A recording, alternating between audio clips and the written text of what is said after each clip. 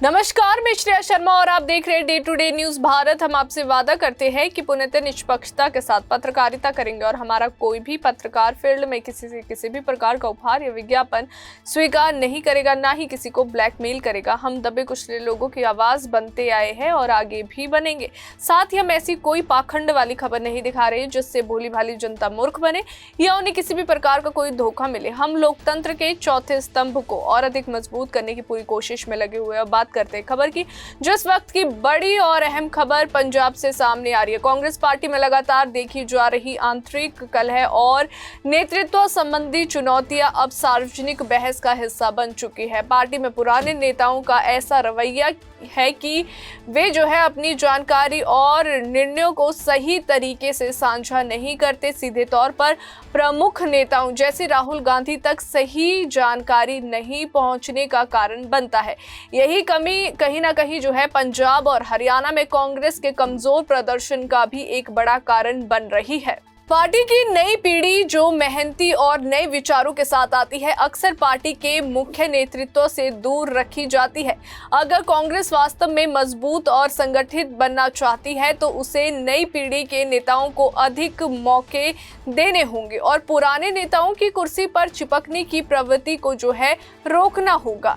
पुराने नेताओं का पद और सत्ता को लंबे समय तक थामे रहना, चाहे वे उनकी उम्र या अनुभव से जुड़ा हो, पार्टी के लिए नुकसानदायक सिद्ध हो रहा है। इस वजह से मेहनती और योग्य युवा नेताओं को आगे आने का मौका ही नहीं मिलता, जिससे पार्टी का संगठनात्मक ढांचा कमजोर होता जा रहा है और चुनाव में उसका प्रदर्शन प्रभावित होता है। कांग्रेस दुनिया की सबसे पुरानी और प्रतिष्ठित पार्टियों में से एक है, जिसने समय समय पर कई सामाजिक और राजनीतिक सुधारों में महत्वपूर्ण योगदान दिया है। लेकिन आज के समय में नेतृत्व और संगठन की कमजोरियों ने पार्टी की छवि को प्रभावित किया है। राहुल गांधी और प्रियंका गांधी जैसे वरिष्ठ नेताओं को चाहिए कि वे नई पीढ़ी के नेताओं को जिम्मेदारी और मौके दे। नई पीढ़ी के नेता अगर सही दिशा में मेहनत और निष्ठा दिखाते हैं तो वे पार्टी को पुनः मजबूत और जन समर्थन में अग्रणी बना सकते हैं। वरना टिकटों का वितरण केवल पैसों वाले और बाहरी दबाव वाले नेताओं तक ही सीमित रह जाएगा, जो लंबे समय तक पार्टी की साख और चुनावी सफलता पर प्रतिकूल असर डालता है। पंजाब और हरियाणा में कांग्रेस को जो नुकसान उठाना पड़ा, उसका एक बड़ा कारण यही पुराना नेतृत्व और नई पीढ़ी के नेताओं को पर्याप्त अवसर न देना रहा है। इसके अलावा पार्टी को दल बदलू नेताओं पर भी सख्ती करनी होगी। ऐसे नेता जो केवल अपनी राजनीतिक रोटियां सेकने और निजी लाभ कमाने में लगे रहते हैं, जनता के दुख और उम्मीदों से पूरी तरह से कट चुके होते हैं, उनका पार्टी और समाज दोनों के लिए कोई सार्थक योगदान नहीं होता है। इसलिए कांग्रेस के लिए अब जरूरी है कि वे अपने संगठन में पारदर्शिता लाए, योग्य और मेहनती युवा नेताओं को आगे बढ़ाए और पुराने नेताओं को उचित समय पर पीछे हटने के लिए प्रोत्साहित करे। साथ ही पार्टी को अपने मूल सिद्धांतों और जन सेवा के एजेंडे को बनाए रखना होगा। अगर इन कदमों को सही समय पर उठाया गया तो कांग्रेस न केवल पंजाब और हरियाणा में बल्कि पूरे देश में अपनी राजनीतिक प्रतिष्ठा को फिर से मजबूत कर सकती है।